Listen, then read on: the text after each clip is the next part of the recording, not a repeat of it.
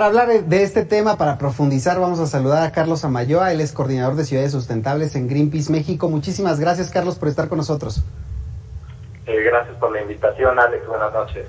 Me gustaría comenzar preguntándote, ¿qué tan abusivos han sido los empresarios con estas concesiones? ¿Qué tan omisas han sido las autoridades al no revisar estos contratos y desafortunadamente dejar sin este recurso a las personas, ¿no? Que al final del día tendrían que tener derecho humano a acceder a este recurso. Sí, correcto. El acceso al agua potable es un derecho humano que debería estar al alcance de absolutamente todas las personas que estamos en el territorio nacional.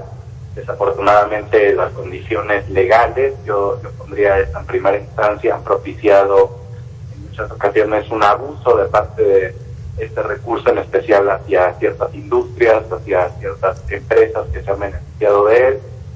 Pero bueno, justamente más allá de qué autoridades o por qué las autoridades, la cuestión aquí es el marco legal que rige el tema. En el tema de aguas nacionales a nivel federal, desde 2004 hubo una reforma que propició que las concesiones pudieran ser vendidas en cierto modo o reconcesionadas, por llamarla así, de justamente los concesionarios a otras empresas, generando así pues un comercio de los recursos hídricos. Carlos, a ver, me estás diciendo en este momento que la ley tiene esos vacíos suficientes para permitir los abusos. ¿Nos surge entonces una modificación a la ley de aguas nacionales? Por supuesto que nos surge. Hablar en estos momentos del derecho humano al agua es una cuestión de justicia social, por supuesto, y en esta ocasión también de protección ambiental, considerando la estrecha relación que existe entre el agua, los ciclos del agua y el cambio climático. Entonces, sí nos surge una reforma, más allá de ser vacíos legales, está a toda la extensión de la letra estas permisiones y libertades que se pueden tomar los concesionarios en la actual ley de aguas nacionales. Y bien, pues tenemos en puerta el proyecto de Ley General de Aguas a nivel federal, que si bien ha tenido muchos actores detrás y que ha tenido diferentes propuestas, pues los reclamos más legítimos vienen en este caso de las propias comunidades, de las organizaciones de la sociedad civil, de defensores de derechos humanos que han matizado en gran manera la necesidad de tener esta reforma bajo los parámetros más amplios posibles de justicia social, con una visión de derechos humanos, por supuesto. Carlos, a ver, ¿qué tan desprotegidas están las comunidades más apartadas de este país? Porque de pronto nos concentramos mucho en las grandes urbes, ¿no? Ciudad de México, Guadalajara, las capitales, pero ¿qué pasa en estas regiones donde es complicado incluso que las personas tengan servicio del agua y cuando lo tienen además les cobran un montón de dinero? Sí, las condiciones de cada lugar en su localidad más específica pues pueden llegar a ser muy distintas. El tema de la escasez no responde a una sola causa o a un solo vacío en la ley, como tú mencionaste en este caso, sino a una diversidad de cuestiones que se juntan y desatan este problema.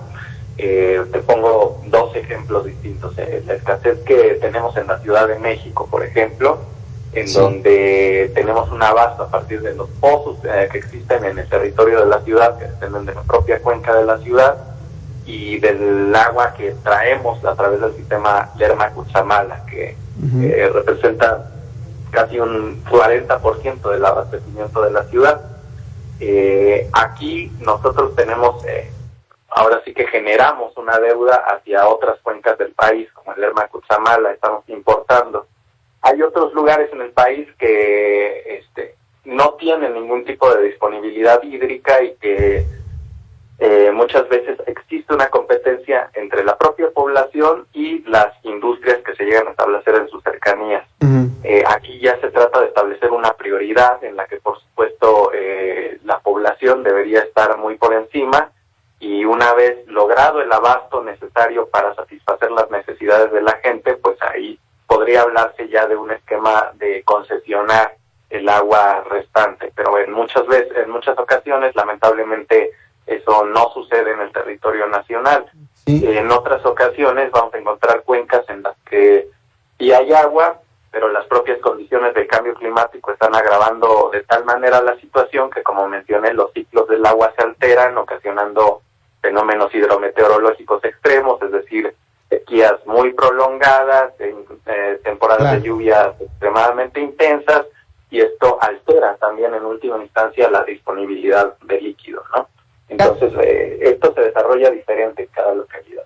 Carlos, ahorita ponías tú el ejemplo de la Ciudad de México. Yo daba a conocer al inicio de este espacio que vamos a reducir el suministro en el Valle de México de 15,000 a 13,000 litros por segundo. Esto de aquí a diciembre del 2021. Para la gente que nos está viendo, ¿cómo se va a traducir esta reducción? Es decir, si de por sí ya tenemos problemas graves en Iztapalapa y en algunas otras colonias de la Ciudad de México, ¿esto qué nos dice? Bien, el gobierno en sus informes ha dicho que se va a reducir la presión en este caso. Sin embargo, las zonas de la ciudad que regularmente no tienen de por sí un buen acceso al agua potable, pues pueden verse aún más afectadas. El problema en la Ciudad de México es que existe una tremenda desigualdad también en cómo se distribuye el agua. Hay zonas de la ciudad que tienen un acceso pleno y abundante, mientras que hay otras que pueden durar días o incluso semanas, o algunas otras que incluso no tienen para nada acceso al agua potable. Entonces, esta es una cuestión que se debería atender desde diferentes perspectivas. Nosotros en Greenpeace, junto con más de 30 organizaciones, hemos estado proponiendo una agenda para lograr un manejo integral de la cuenca del Valle de México, que es un paso necesario y que interrelaciona muchísimo la gestión de áreas ambientales de alto valor para poder garantizar también un flujo adecuado del ciclo del agua y en su última instancia pues también a través de una mejora de infraestructura lograr un acceso pleno para toda la población al agua, sin lo cual pues evidentemente no se estaría garantizando el derecho humano al agua. Y la pregunta del millón, Carlos, a ver, ¿qué tan sustentable está siendo la Ciudad de México? ¿Qué tanto está transitando hacia allá? Porque veíamos un programa piloto en Iztapalapa para recaudar agua a través de sistemas de captación de agua de lluvia. ¿Qué tanto esto nos acerca a estos objetivos a nivel internacional y coloca a la Ciudad de México como una ciudad sustentable? La ciudad está tomando algunas medidas que son adecuadas, esto no se puede ignorar, los anuncios que han habido en cuanto a metas que está poniendo el gobierno de precisamente dar acceso, garantizar el acceso a toda la población, pues no son cuestiones menores. Se ha anunciado un avance en cuanto a la mejora de la infraestructura, que como sabemos, pues en Puras tan solo se nos va el 40% del agua de la ciudad. Esto hace más que necesario un cambio de diferentes tipos de infraestructura.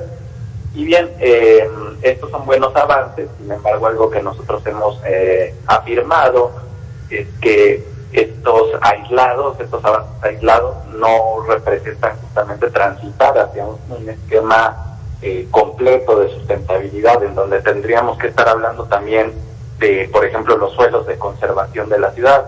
Estos suelos son vitales para garantizar que el agua se pueda infiltrar a mantos freáticos y así continuar su ciclo. Sí. En cuanto a lo que comentas de captación de agua pluvial, si bien se ha hecho un programa para llevar colectores a domicilios individuales, no podemos de ninguna manera dejar de hablar de la recolección a gran escala del agua pluvial y su debida separación una vez que ésta se almacene para evitar que se junte con aguas negras o aguas grises, por ejemplo. Y en otros aspectos, pues tenemos como un imperativo ante el cambio climático garantizar al mayor nivel posible la protección de las zonas y ecosistemas naturales de la Ciudad de México. Un ejemplo claro diría que es el humedal de Xochimilco, que proporciona servicios ambientales de muy alto valor para estas cuestiones, y en este momento lamentablemente pues está siendo alterado por la construcción de un puente vehicular que pues precisamente en este contexto no abona a un contexto y a un discurso de grandes avances en materia de sustentabilidad y que debería por supuesto ser reconsiderado. Bueno, ahí están los contrastes. Carlos, te agradezco como siempre estos minutos. Claro que sí, Alex, gracias a ustedes y saludos.